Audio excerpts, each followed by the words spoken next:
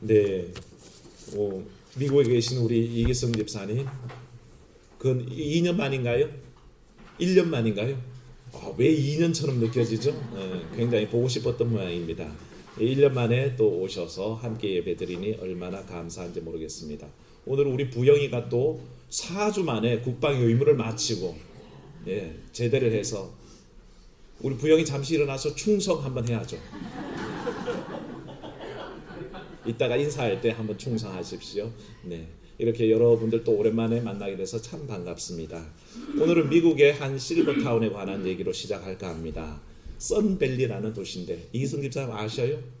네, 선밸리라고 미국 사회에서는 굉장히 갑부들이 은퇴 후에 모여 사는 실버타운으로 유명한 곳입니다. 최상의 조건들이 갖춰져 있습니다. 편의시설들, 의료시설들 모든 것들이 갖춰져 있어서 정말 꿈의 장소죠. 한때는 미국 사회를 좌지우지했던 그런 갑부들이 은퇴 후에 모였기 때문에 이웃들도 쟁쟁한 사람들이고 거기에 들어가는 사람은 보통 사람들이 아닌 편입니다. 그런데 당연히 다른 곳에 사는 은퇴 후의 노인들보다 더 행복할 것 같고 더 건강할 것 같은데 실제로 그렇지 않다는 조사가 나왔습니다. 왜냐하면 다른 타 지역에 사는 사람들보다 그 노인들보다 치매 발병률이 굉장히 높은 거예요. 그래서 사람들이 좀 이상하게 생각한 거죠. 아니 모든 조건을 다 갖췄는데 왜 치매 발병률이 더 많을까? 그래서 사람들이 사회학자들이 들어가서 연구하고 우리나라의 이시영 박사라고 직접 거기에 들어가서 그 사람들을 이제 조사하기를 시작했습니다. 막상 그 선밸리에 들어갔더니 지상 낙원이 따로 없습니다. 모든 조건이 최상입니다. 갖출 거는 다 갖췄죠. 일단 55세 이하는 입주가 금지입니다. 55세 넘은 사람들만 들어갈 수 있고 또 노인들이 모이다 보니 아이들이 시끄럽게 떠드는 소리가 없습니다. 왜 노인들이 아이들 떠들면 귀찮아하잖아요. 그래서 그런데 그런 아이들이 떠드는 소리가 안 들리고요. 젊은 사람들이 없으니 길거리에서 과도한 애정 표현을 하는 사람들이 없습니다. 나이가 들면요 젊은 사람들 그러고 있으면 눈꼴시거든요. 나도 젊을 때는 그랬어. 그러지만 실상은 그게 보기 싫을 때가 있잖아요. 그런데 그런 것이 없습니다. 그저 길거리가 조용합니다. 길거리도 깨끗합니다. 음식 냄새 나는 가판대도 없고요. 노점상도 없습니다. 길거리 벤치에서 누워 자는 노숙인도 없습니다. 그래서 모든 것이 만족스러워 보입니다. 자동차들도 노인들이 깜짝 놀랄까봐 그 타운 안에서는 시속 25km 그거 이하로 달려야 됩니다. 그러니까 자전거 속도죠. 사람이 뛰어도 그 정도는 뛸 것 같습니다. 모든 것이 만족스러워 보이고 최고의 시설만 갖췄는데 왜 이런 일이 생길까? 해답이 잘 안 나오는데 모든 것이 갖춰진 그 속에서 없는 것 세 가지를 발견하고 이시영 박사가 발표를 했습니다. 뭐냐 하면 첫째는 스트레스가 없더라는 겁니다. 둘째는 걱정이 없더라는 겁니다. 셋째는 변화가 없더랍니다. 이거 좋은 거 아닙니까? 스트레스도 없고 걱정도 없고 급격한 변화가 없으면 좋은 거 아닙니까? 라고 얘기하겠지만 실제로는 이게 없어서 사실은 치매 발병률이 올라가더라는 것입니다. 왜냐하면 약간의 스트레스가 있으면 사람들은 그 스트레스에 대항하기 위해서 자기 방어 기제가 발동하게 됩니다. 스트레스 요인이 생기면 그게 방하다 보면 자기 면역력이 생겨나게 마련인데 그게 없으니 면역력이 줄어든다는 것이죠. 약간의 걱정은 정신건강에 오히려 좋답니다. 아무 걱정 없이 태평무사한 것보다는 걱정을 가지고 거기에 그것을 이기기 위해서 생각도 하고 해결하기 위해서 고민도 하고 그러다 보면 오히려 정신건강에 더 좋다는 연구 결과도 나와 있고요. 무엇보다 변화가 없다는 것이 치명적이랍니다. 그저 노예의 삶 속에 살다 보니까 그저 노인들끼리 자기들끼리 아무런 변화 없이 살아가다 보니까 그 태평스러운 삶이 오히려 치매 발병률을 높인답니다. 새로운 가정이 생겨나고 아이가 태어나고 자라고 학교에 가고 울고 불고 다투고 그런 일상의 변화가 있어야 적응하는 과정이 있는데 그게 없이 쭉 흘러가는 그 일상이 오히려 힘에 겹고 그래서 그 동네에서 일어나는 일은 뭡니까?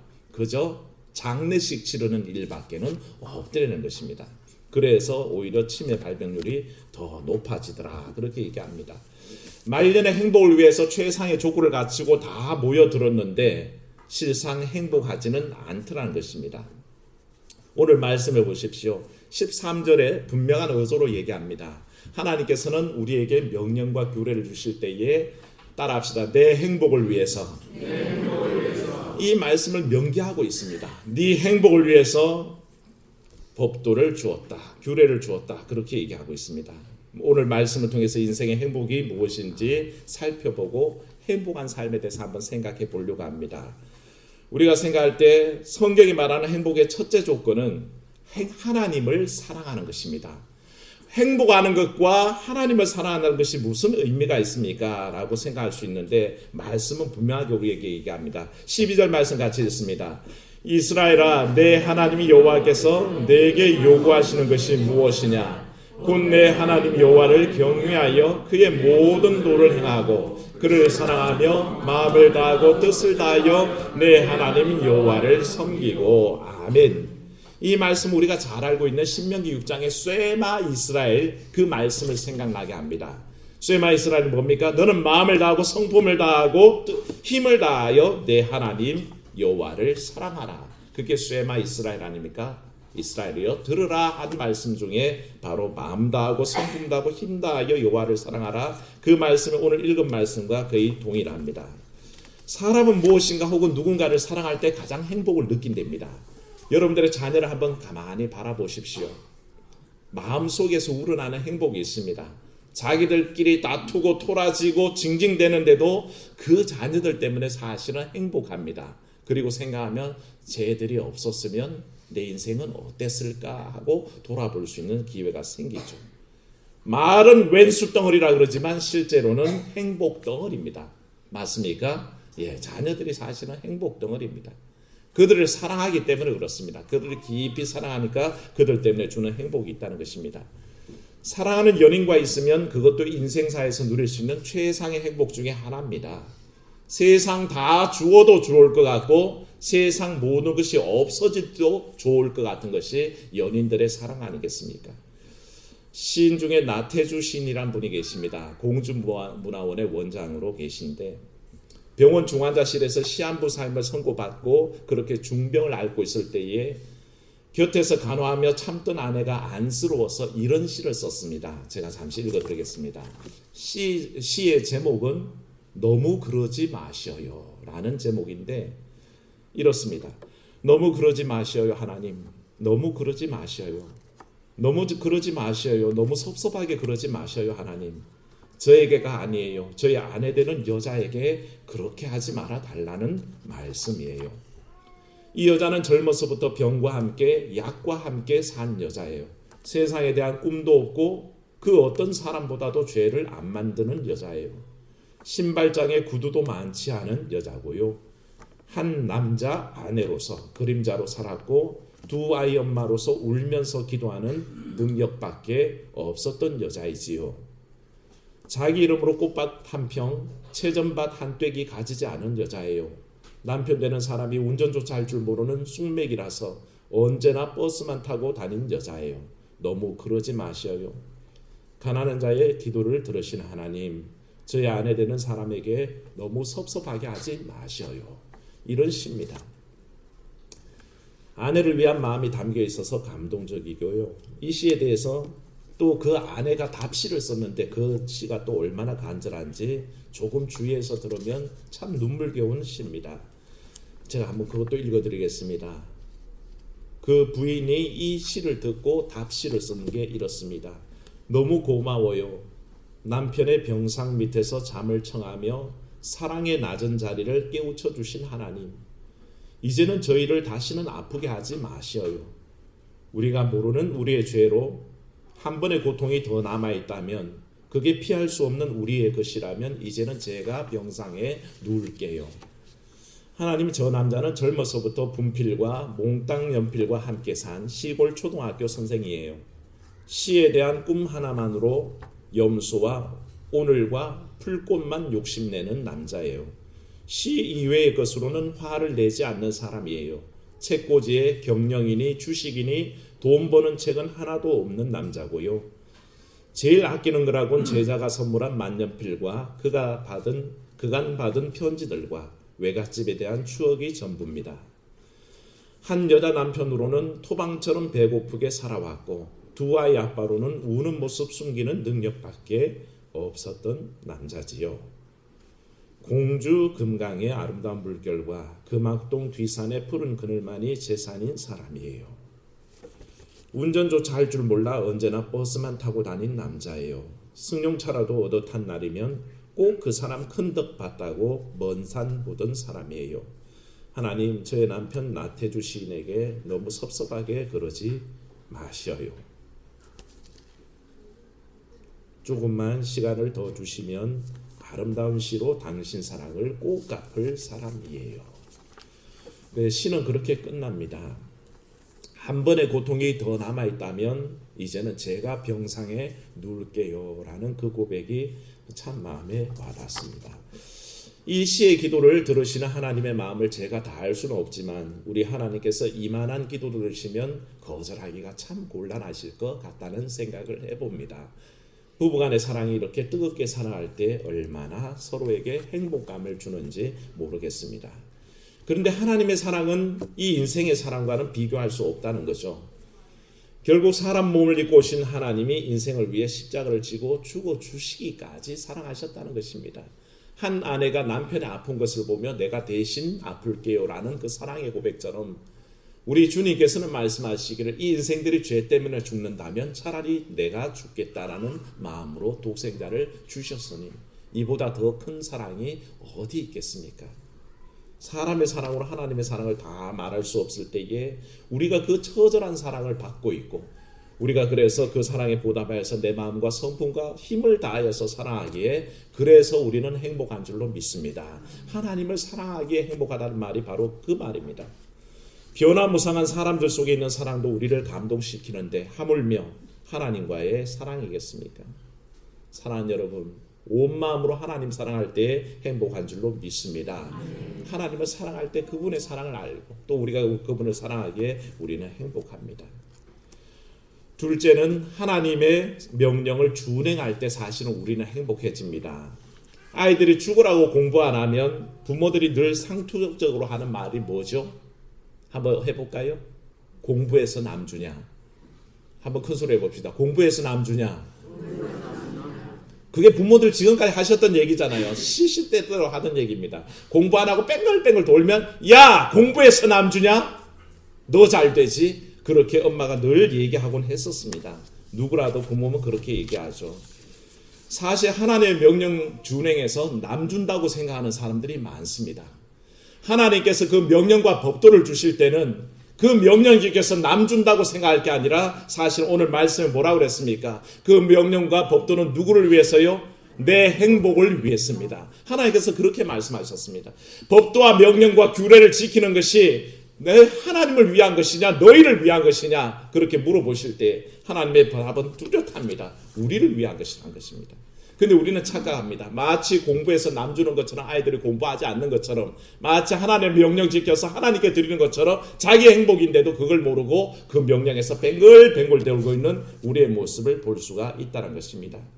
내가 너무 싫어도 귀찮아도 억지로라도 하나님을 위해서 하는 것처럼 마치 그 명령을 받드는 거 우리의 신앙의 얄팍함입니다.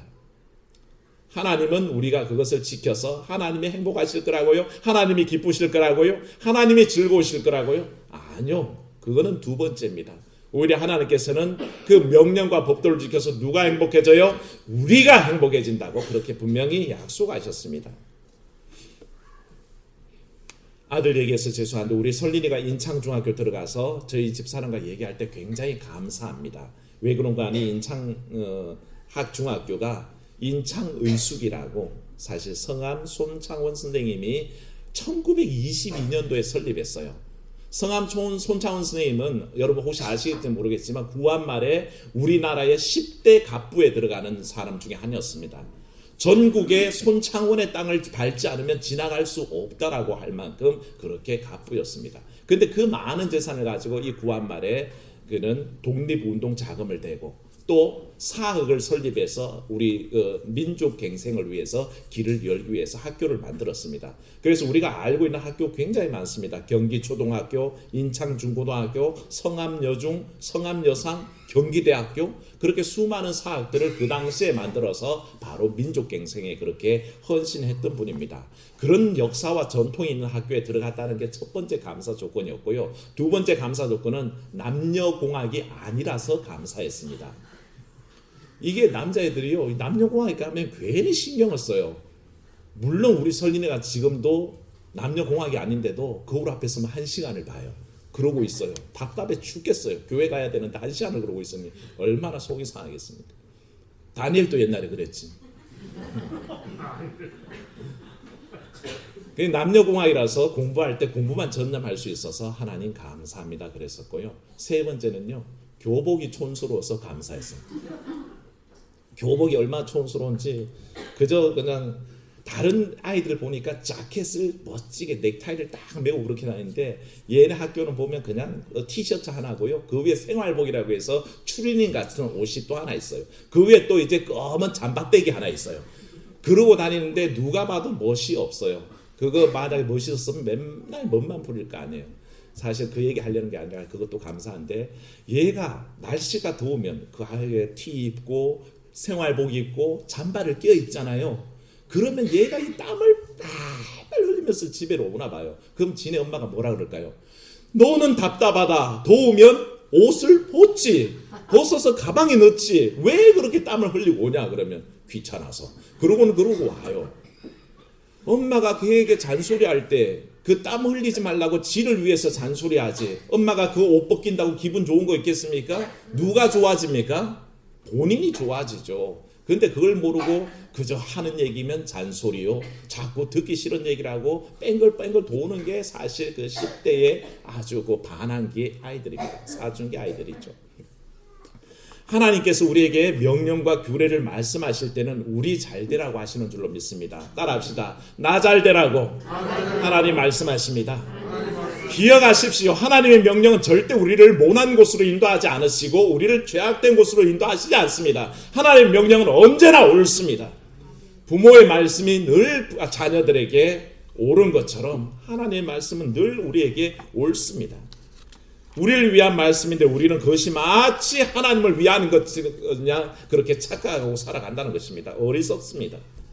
사랑하는 여러분, 부모가 자녀에게 하는 조언은 언제나 유익하고 옳듯이 하나님께서 우리에게 주시는 모든 명령과 규례는 언제나 옳은 것입니다. 단지 자식이 부모 마음을 알지 못해서 그것을 비판할 뿐이지, 우리도 역시 하나님 뜻을 알지 못해서 그것을 마치 하나님을 위해서 하는 양 착각할 뿐이지, 이 모든 일들을 지키면 바로 하나님께서 우리에게 복을 주신다는 것입니다. 예를 들어 볼까요? 하나님께서 베드로에게 오늘 명령하셨습니다. 배 오른편에 그물을 던져라. 순종했죠? 순종해서 그물을 냈더니 물고기가 감당할 수 없을 만큼 많이 올라왔습니다. 하나님 말씀에 순종해서 물고기가 올라온 게 하나님이 좋은 일입니까? 베드로가 좋은 일입니까? 누가 좋은 일입니까? 베드로가 좋은 일이죠. 하나님 말씀에 순종하는 거 그 인생에 좋은 일인데, 마치 내가 이게 그물 내려가지고 물고기 다 많이 올라오면 하나님이 좋을 것처럼 착각하고 살아가는 게 우리 인생이란 것입니다. 여러분, 착각하지 마십시오. 우리가 하나님의 명령과 법도를 지키는 것은 오직 우리 자신을 위한 겁니다. 하나님께서 말씀 가운데 그렇게 얘기하셨습니다. 네 행복을 위해서 나의 명령과 법도를 지켜라. 이 말씀만 기억한다면 하나님께서 나를 얼마나 사랑하시는지를 알게 된다는 것입니다. 셋째로 우리는 하나님 앞에서 겸손할 때 참된 행복을 알게 됩니다. 오늘 말씀의 끝부분에 뭐라 그랬습니까? 따라합시다. 목을 곧게 하지 말라. 겸손하라는 뜻이죠. 목이 곧다란 말은 목이 뻣뻣하다는 뜻입니다. 목을 뻣뻣하게 지켜 든다는 뜻이고, 하나님의 뜻에 대해서 자기 생각을 굽힐 줄 모르고 교만하고 패역한 고집이나 어리석고 반항적인 고집, 교만을 말합니다. 이것을 간단하게 한 글자로 뭐라 그럴까요? 죄입니다. 인생이 불행해지는 이유는 뭔지 아십니까?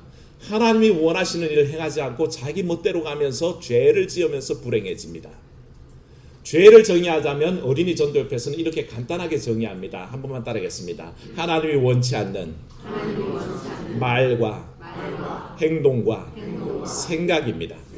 그게 죄입니다. 쉽지요? 죄란 것은 간단합니다. 하나님이 원치 않는 말과 행동과 생각 자체가 죄란 것입니다. 근데 이 죄란 것이 하나님 앞에서 그 뜻을 어기고 내 생각을 드러내고 내 마음대로 살고 시작할 때에 그 인생은 불행해진다는 것입니다. 사람의 행복해지는 것은 자기를 낮추는 것입니다. 남의 조언을 듣는데 그 중에서도 누구의 말을 듣는 것입니까? 하나님의 명령과 법도를 받아들일 때입니다. 그때가 가장 행복해지는 순간입니다. 순종하고 그 말씀 들으면 새로운 삶이 열리는데 우리는 그걸 하지 않습니다. 순종하기만 하면 나의 부족함이 보이고 하나님께서 허락하시는 모든 은혜들이 들어오는데 그 부족함을 고백하지 않는다는 것입니다. 그래서 내가 잘났다, 인간이 잘났다, 인본주의가 최고다, 지식주의가 최고다, 과학이 최고다, 그렇게 인간만 의지하고 살아가는 인생이 되어버린다는 것입니다. 철학자 플라톤이 행복의 5가지 조건을 말한 적이 있습니다. 저도 몰랐는데 읽다 보니까 너무 의외더라고요. 플라톤이 행복의 조건을 이렇게 얘기했습니다. 5가지인데 첫 번째는 먹고 살기에 조금 부족한 듯한 재산.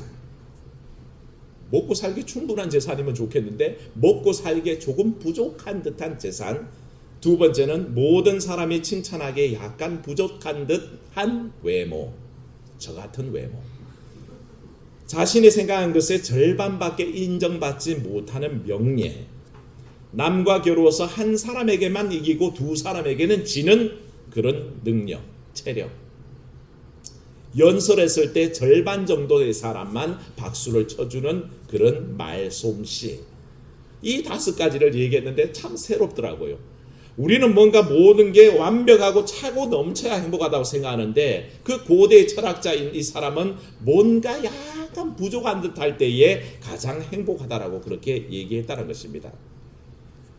재산이든 외모든 명예든 모자람이 없으면 정말 행복할 것 같은데 사실은 그 완벽함에서 오는 근심과 불안과 긴장이 행복을 깨트리더라는 것입니다. 그래서 그 지혜자는 말하기를 적당히 모자란 가운데 그 모자란 부분을 채우기 위해 노력하는 나날의 삶이 행복이라고 그렇게 해석을 합니다. 이런 행복을 찾았던 사람이 성경에는 나옵니다. 사도 바울이죠.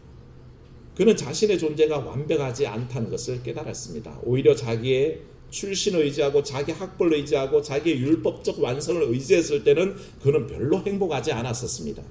그런데 어느 날 자기의 연약함을 발견하고 그 부족함을 고백하고 인정할 때에 그때에 새로운 것을 발견했는데 내가 부족하다는 걸 알았더니 내 속에서 그것을 채우는 하나님의 능력이 나타나더라는 것입니다.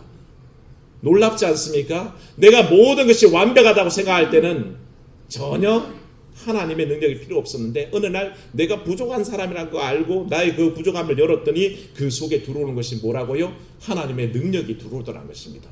그때부터 바울은 행복을 고백하기 시작합니다. 고린도후서 12장에 그런 부분이 있습니다. 이 부분은 뭐냐 하면 사실 바울이 지병을 앓으면서 하나님 앞에 3번이나 간구했던 내용입니다. 자기 속에 자기를 시험하는 사탄의 가시가 있어서 자기가 하나님께 3번이나 간구했더니 그때마다 주님께서 응답하시를 뭐라고요? 내 은혜가 내게 족하도다. 그 응답을 계속 하시는 겁니다. 그때 사도 바울이 깨닫게 됩니다. 나는 이것이 고쳐져서 내가 완전해지면 행복할 거라고 생각했는데 내가 건강하면 행복할 것이고 내가 부족한 것을 다 채우면 행복하다고 생각했는데 아니었구나. 오히려 내가 그 부족함 속에 오히려 뭘 발견한다고요? 하나님의 능력을 발견하고 내 속에 역사하시는 그 주의 은혜가 있다는 것을 알게 되고는 그제야 행복하고 그 행복했던 사나이는 일생을 하나님 앞에 헌신하고 자기를 들여 그 행복을 하나님 앞에 돌려드린 것을 보게 됩니다. 사랑하는 여러분, 다 가졌다고 행복한 게 아닙니다. 오히려 나의 부족함을 알고 겸손하게 하나님 앞에 꿇어 엎드릴 때에 하나님께서 채우시는 그 능력으로 말미암아 우리가 행복한 줄로 믿습니다. 그래서 인간 자체가 완전하여서 행복한 게 아니라 나의 부족함을 늘 채우시고 동행하시고 인도하시고 가르쳐 주시는 하나님 때문에 나는 행복한 것입니다. 사랑하는 여러분, 그런 행복 찾으시기를 축원합니다. 나태주 시인의 행복이라는 시가 있어서 그걸로 말씀을 맺습니다. 짧은 시인데요. 행복. 저녁 때 돌아갈 집이 있다는 것. 힘들 때 마음속으로 생각할 사람이 있다는 것. 외로울 때 혼자 부를 노래가 있다는 것. 시는 이렇게 짧게 끝납니다. 단 3년이죠. 이 시를 읽으면서 저는 그런 생각이 났습니다. 돌아갈 영원한 하나님 나라를 상속받고 있으니 우리는 행복한 줄로 믿습니다. 내가 힘겨울 때 우리 위로를 들어주시는 하나님이 계시니 그래서 행복합니다. 내 노래를 들어주는 사람이 있을 것처럼 내가 노래 부르고 내가 찬양할 때 귀 기울이시고 그 찬송 중에 임재하시는 하나님의 능력이 있어서 우리는 행복한 줄로 믿습니다. 결국 우리 행복은 다 하나님으로부터 오는 거지 우리 인간 스스로가 가지고 있지 않다는 것을 깨닫게 되는 주일입니다. 사랑하는 여러분, 주께서 주시는 모든 것들은 주님을 위한 게 아니라 바로 우리의 행복을 위해서 주셨다는 것을 믿음으로 고백하고 우리의 부족을 채우시는 하나님 만나시기를 축원합니다. 은혜로우신 아버지 하나님, 우리 인생의 행복을 추구하지만 외형적인 조건을 다 갖췄다고 행복하지 않은 것을 고백합니다. 오히려 아버지 내 속에 부족한 것 발견하고 그것을 채울 능력이 없는 나 스스로를 고백하고 오히려 하나님께서 그 모든 것을 채우시는 능력으로 인하여 행복해짐을 고백하게 도와주시옵소서. 우리 하나님께서 우리에게 명령하시는 건 우리를 귀찮게 하기 위한 것도 아니고 곤혹스럽게 하기 위한 것도 아니고 단지 우리를 행복하게 해주시려고 하시는 것임을 깨달아 알게 하시고 철없는 아들이 그 부모님의 뜻을 몰라서 실수하는 그 모습처럼 하나님의 뜻을 몰라서 실수하는 성도들 되지 않게 지켜주시옵소서. 오직 아버지 하나님 주께서 우리를 하신 그 귀한 뜻을 분별하며 그 사랑을 깨달아 알으며 그 사랑에 우리의 마음을 고백함으로 오늘도 행복한 주일 하루가 되도록 인도하여 주시옵소서. 주 예수님 이름으로 기도하옵나이다. 아멘.